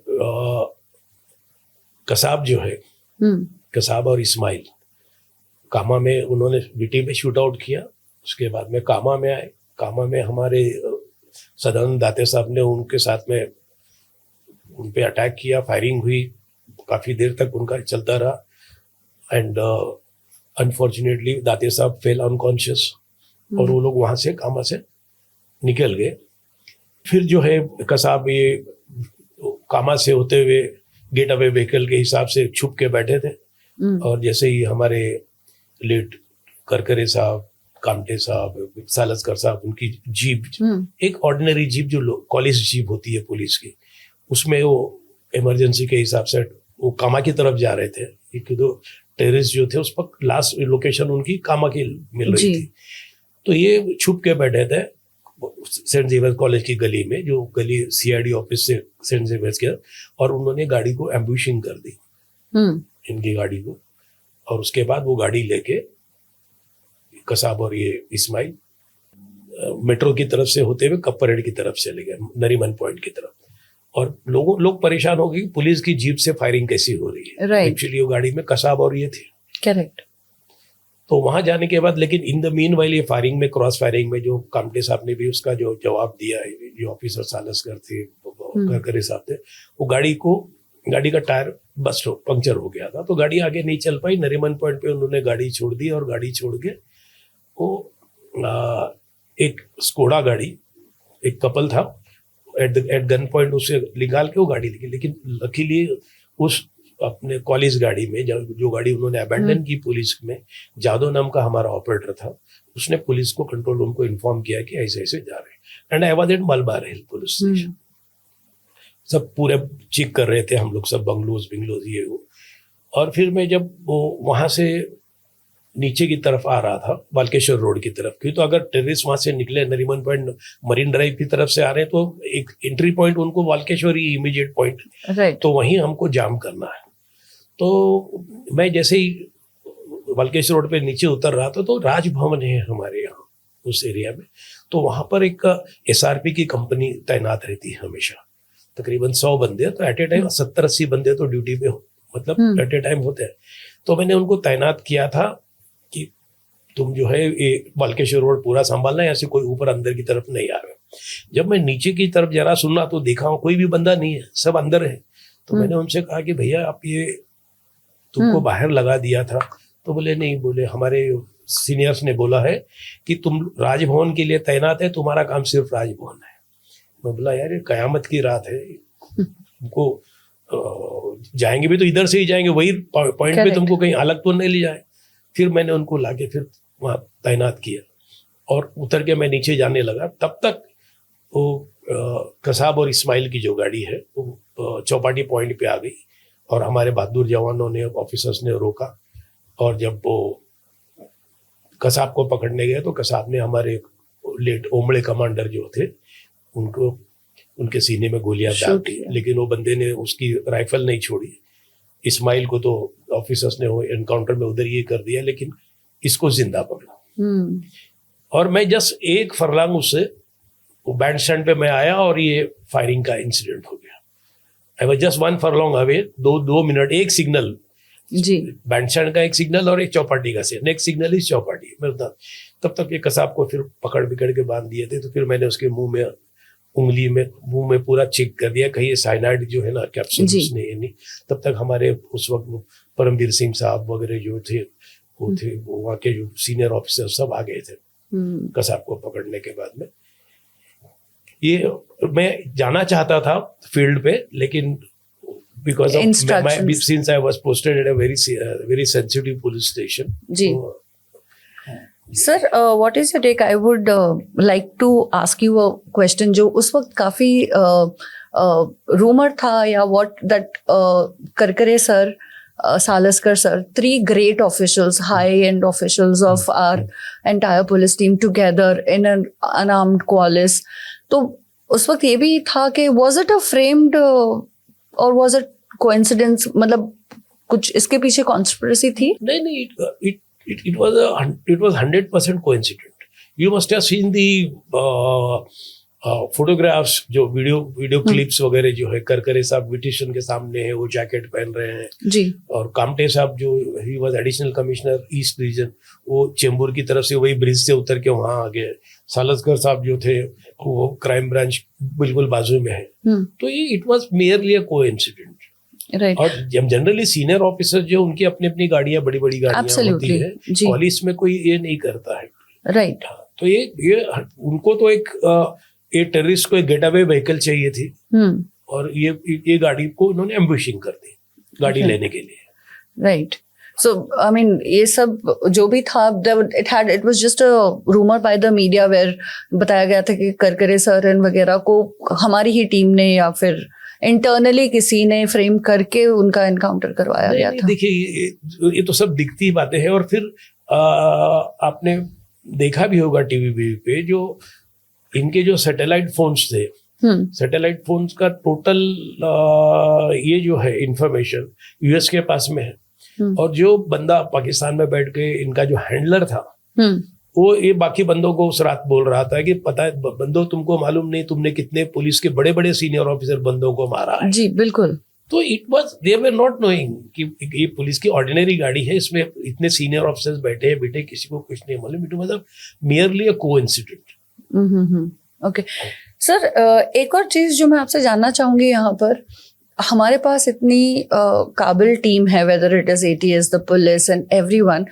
हमारे कंट्री में जो इतने सारे इंसिडेंट्स होते हैं, अनफॉर्चुनेट इंसिडेंट्स, जैसे ताज का इंसिडेंट 26/11 का है, रिसेंटली जो पहलगाम इंसिडेंट है, फिर एक इंसिडेंट जहाँ पे द पुलवामा इंसिडेंट, जहाँ हमारे कॉन्वॉयज, हमारे मिलिट्री कॉन्वॉयज को उड़ा दिया गया। Sir, is it that easy for the terrorist to kind of execute all of this? ये जो वीक लिंक है, इतने काबिल ऑफिसर्स होने के बाद भी ये वीक लिंक कहाँ पर है? Why cannot we not avoid this particular incident? देखिए, generally it's an intelligence failure. Okay. क्या होता है, देखिए अभी आपने पढ़ा होगा 8-15 दिन पहले कि भाई बॉर्डर पे जो है लॉन्चिंग पैड पे 150-200 टेररिस्ट बैठे हैं। जी। तो why don't we destroy this launching pads? उस पे हम लोग सैटेलाइट से इससे उससे नजर भी दर, क्योंकि तो देखो, अगर बॉर्डर से अगर उनको पहलगाम तक आना है तो 200-250 किलोमीटर का जो भी डिस्टेंस होगा, या 150 किलोमीटर का, लेकिन आना है जंगल से, पहाड़ों में से, बड़ी इसमें से आना है, और ये कभी उनको कोई ना कोई लेके आता है अंदर। तो there are guides at the launching pad. तो ये गाइड पे नजर रखना, ये लॉन्चिंग पैड पे नजर रखना। अगर वो टेररिस्ट वहां से वो इन्फिल्ट्रेट नहीं कर सकते, स्नेक इन नहीं कर सकते, तो कैसे आ सकते हैं? तो ये जिम्मेदारी किसकी है सर? ये तो BSF है, आर्मी है, उन्होंने वहाँ थोड़ा और टाइट करना चाहिए। उसके बाद जो है इंटेलिजेंस जो है ना, वो लोकल लोगों से निकालना चाहिए। जो शेफर्ड्स हैं, गडरिये हैं वहाँ पर, कश्मीर में बहुत ज्यादा गडरिये हैं, पूरा पहाड़ी जंगल का इलाका है, तो गडरियज है, और भी बहुत सारे सोर्स ऑफ इंफॉर्मेशन है, सैटेलाइट से, डिजिटल है। ये जब अगर वो टेररिस्ट ही वहां से अगर इधर नहीं आएंगे, क्यों तो किसी को नहीं मालूम पड़ता है कि आगे का रास्ता क्या है, बॉर्डर क्रॉस करने के बाद में कितना जंगल है, क्या है, कहाँ पकड़े जाएंगे, आर्मी की बेस किधर है, क्या नहीं है। वो जो गाइड होते हैं वो बेहिसाब पैसा लेके उनको अंदर तक ले आते हैं। तो ये कौन लोग है, ये देखना चाहिए, ऐसे लोगों पर नजर रखना चाहिए, इन पे कुछ कड़क कार्रवाई होनी चाहिए। नहीं तो क्या, ऐसे बेगुनाह लोग जो है, जो पहलगाम में जैसा हुआ है, ऐसा इंसिडेंट नहीं होना चाहिए। Correct. So clearly it is one of our intel failure. Beef up करना बहुत जरूरी है। कहाँ कहाँ हमारी वीक लिंक है, कहाँ हम लोग कहाँ लैग करते हैं, वो उसको हमको सही ढंग से उस पर नजर रख के उसमें इम्प्रोवाइज करना बहुत जरूरी है, to avoid all these unfortunate incidents. बराबर। नहीं तो आसमान से तो कोई आगे नहीं टपकता है। राइट। ठीक है, बम्बई में वो by ship, by sea route से आए थे, उसकी भी इंफॉर्मेशन थी, लेकिन उसमें भी थोड़ा बहुत इंटेलिजेंस फेल्यूर हो गया। जो बम्बई में 26/11 का जो इंसिडेंट हो गया, जी, वो भी ऐसा ही है। So sir, one incident that since आप Men Unplugged पे हैं, I would want to know the emotional side of Mr. ACP Iqbal Sheikh. Has there been an incident where you have cried alone after an operation? Madam, आपका सवाल जो है ना बिल्कुल ठीक है। देखो, मर्द जो है ना, मर्द को दर्द नहीं होता है जी, जैसा बोलते हैं ना, तो बहुत कम हुआ है ऐसा, नहीं के बराबर। लेकिन थोड़ा सा मैंने फील हुआ, थोड़े आंसू भी आए जब ये मेरे साथ में जो मेरे कलीग थे लोखंड वाला शूट आउट में, मिस्टर घराल, जुंजार राव घराल। अब वो टाइम इतना कम था हमारे पास में, बुलेट प्रूफ जैकेट्स भी कम थे, और इसके पहले कभी कोई गैंगस्टर ने पुलिस पे अटैक नहीं किया था जी, फायर नहीं किया था। बस ऐसा अटैक्स तो होते, चाकू छुरी, डंडे वंडे, पत्थर बित्तर फेंकते, लेकिन ये शूटिंग बीटिंग जो है ना, फायरिंग वायरिंग कभी नहीं हुई थी। तो और अपना जो है कि भाई जो होना है होता है। तो मैंने उस दिन बुलेट प्रूफ जैकेट नहीं पहनी, कम भी थी, लेकिन जो मेन रेडिंग पार्टी में था मिस्टर घराल मेरे साथ, वो बंदे ने भी, मैंने नहीं पहना तो उसने भी नहीं पहना, और उसको एक बुलेट सीधा छाती में लग गई, आर पार हो गई। तो उस दिन, और जो मैंने खून का फव्वारा देखा, और उसके बाद ICU में उनको देखा, तो रात में मुझे बहुत फील हुआ कि भाई देखो, ये अगर हम इंसिस्ट करते या मैं पहनने की बोल देता या मैं पहन लेता, कुछ ये करता तो पहन लेता, तो ये इंसिडेंट नहीं होता। उसकी उस वक्त जिंदगी और मौत का सवाल था जी। कोई तो छाती में गोली आर पार जाना, Is a huge he was not out of danger for few days, ये सब था। तो उस वक्त मुझे एहसास हुआ कि भाई ऐसा कैसे हुआ ये, तो क्यों तो he was also a family man, of course. तो बस एक ये ऐसा है। और फिर उसके बाद तो इमोशनल एस्पेक्ट्स बहुत सारे इसमें आते रहते हैं, जी। होते रहते हैं। जैसे एक सांता क्रूज में एक छोटा सा बंगला था, उसके मालिक को बिल्डर के आदमियों ने किडनैप किया, कांदीवली में कहीं ले जाके उसको वहां रख दिए। और फिर बाद में हम लोगों ने ट्रैक करते करते करते करते, महेश भाई नाम था उनका, उनको हमने ट्रेस किया और उनको ट्रेस करके जब उनको वापस घर पे लाए तो उनकी 4 लड़कियां थी। और वो 4 लड़कियों ने अपने बाप को, जब हमने रेस्क्यू करा के जब लेके आए, जब देखा जो हिसाब से वो गले लिपट के बाप से ये कर रही थी, और फिर हमारे को जो उन्होंने जो प्यार दिया वो बच्चियों ने, ये 4 लड़कियां कई साल तक जो है मुझे राखी बांधा करती थी। Oh, that's so sweet. चारों मेरी बहनें बन गई थी।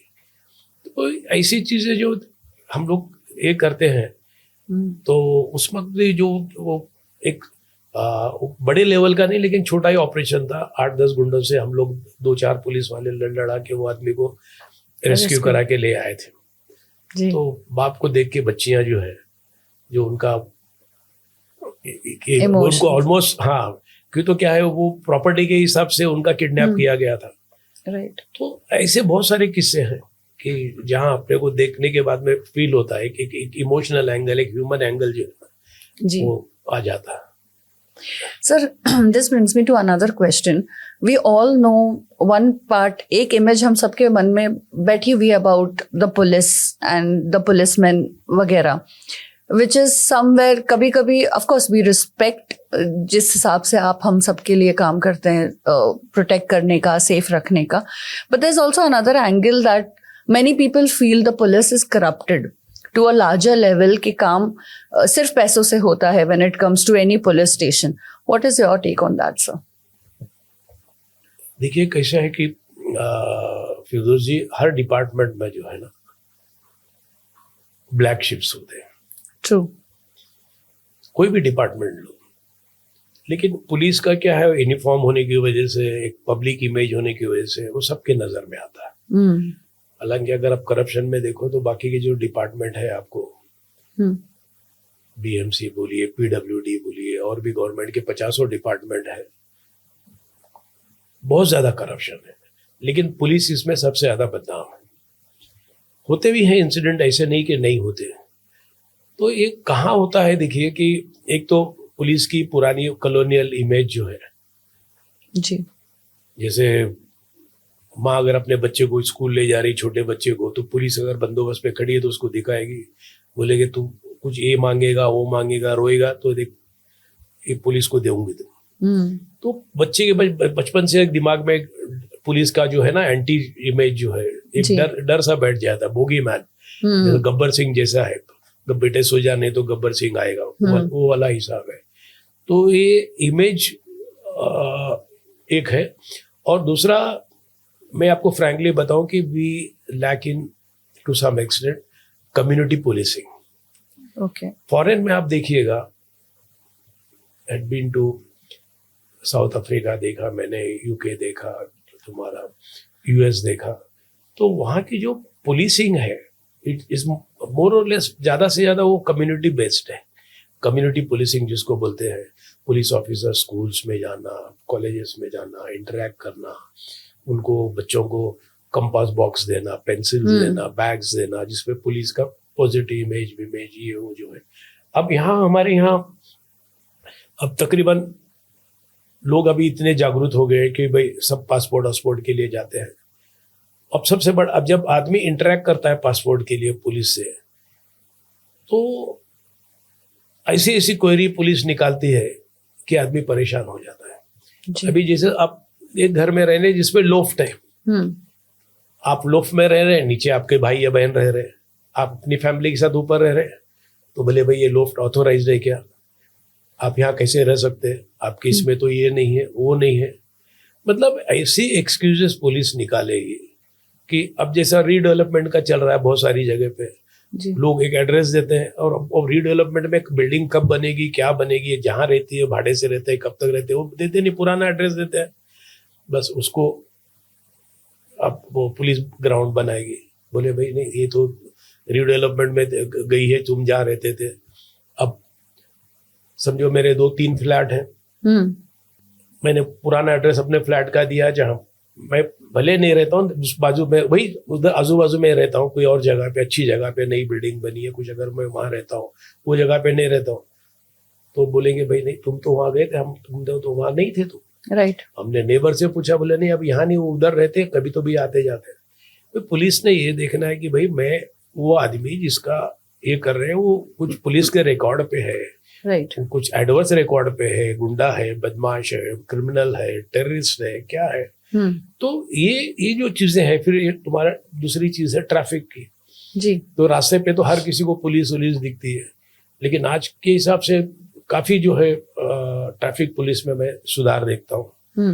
नहीं तो पहले क्या होता था कि हर छोटी छोटी बात पे फाइन वाइन ये करना वो करना, बातचीत सही ढंग से नहीं करना। तो जहाँ पब्लिक से इंटरेक्ट ज्यादा से ज्यादा होता है, जैसे मैंने बोला पासपोर्ट वेरिफिकेशन, राइट या आपका और पीसीसी होता है, पुलिस क्लियरेंस के लिए आपका होता है, आपका ये ट्रैफिक के साथ में कुछ ये आप गाड़ी पे जा रहे हैं, 2 व्हीलर पे जा रहे हैं, या इवन आप रोड क्रॉस कर रहे हैं, ग्रीन सिग्नल रेड सिग्नल में कर रहे हैं, ये तो आपका पुलिस से इंटरेक्शन होता रहता है। जी तो यहाँ पर जो है ना, उनका जो व्यवहार है जनता के साथ में, एक आम नागरिक के साथ में, सही ढंग का होना चाहिए। करेक्ट तो यहाँ जब अपना अगर कुछ गलत देखता है आदमी, उसके साथ भले नहीं हुआ, किसी और के साथ में और देख रहा है, तो इमेज वो वैसी ही रहेगी, परसेप्शन बन जाता है। हाँ, तो पब्लिक ये जो कम्युनिटी पुलिसिंग है, इस पे पुलिस ने ज्यादा जोर देना चाहिए।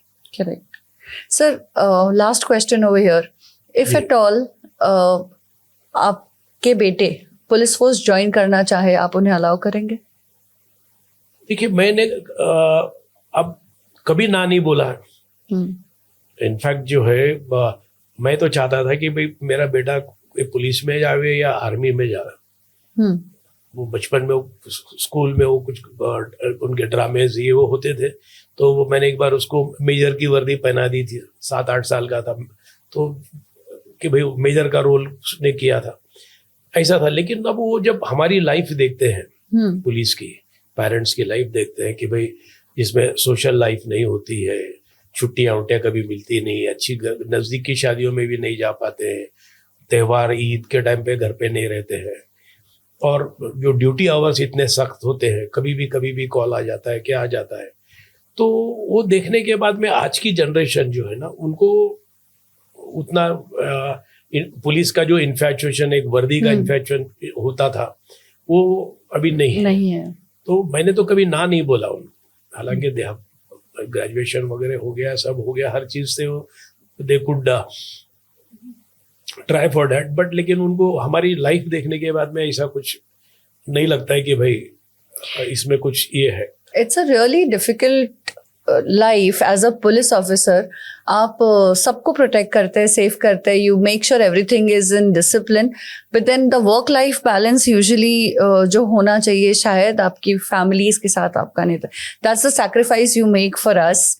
Thank you so much sir, thank you so much for gracing our show. देखिए, एक बार आपने वर्दी पहन ली तो उसका फर्ज तो आपको निभाना ही है जी। बाद में फिर सोसाइटी, फैमिली, ये सब बाद में आ जाती है। पहला अपने को आता है अपनी सोसाइटी, अपनी कंट्री, अपना नेशन, बाद में everything comes. On that note, sir, we'll end our show today. Thank you so much for your selfless service that you've done. Thank you. And thank you so much for gracing our show. We really, really honored. आप आए, आपने इतनी सारी चीजें हमारे साथ share करी, and we've got another perspective about the police force altogether. Thank you madam, मुझे भी एक अपॉर्चुनिटी मिली, एक मौका मिला खुद को एक्सप्लेन करने का और कुछ मैसेज देने का सोसाइटी को, कुछ हमारी फोर्स को, पुलिस फोर्स को, लोगों को एक जो मैसेज देने का जो आपने मुझे अवसर दिया है, आई एम मैं आपका धन्यवाद शुक्रिया अदा करता हूँ. Thank you. Thank you very much. Thank you, sir. On that note, we conclude our today's podcast. If you've liked our show, if you've liked the conversation, the in-depth discussions we've had with ACP Iqbal Sheikh, make sure you hit the subscribe button and also leave your comments, your likes, and do share it with people that you love. Thank you so much.